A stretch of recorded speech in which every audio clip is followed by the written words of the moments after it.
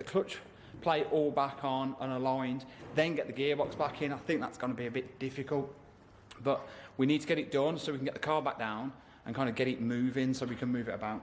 So what we're waiting for, let's get on. So first of all, we refit the flywheel. Now on reflection, it would have been easier to put the flywheel on the engine before the engine was in place. So with the flywheel in place, we then go around and bolt all of the flywheel bolts up, using a little bit of Loctite on the thread to ensure that the flywheel doesn't come off, because that would be a bit of a disaster.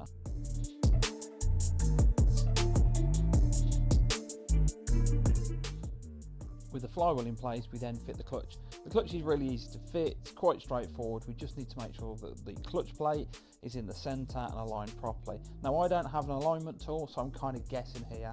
So fingers crossed when we put the gearbox in, we don't get any issues.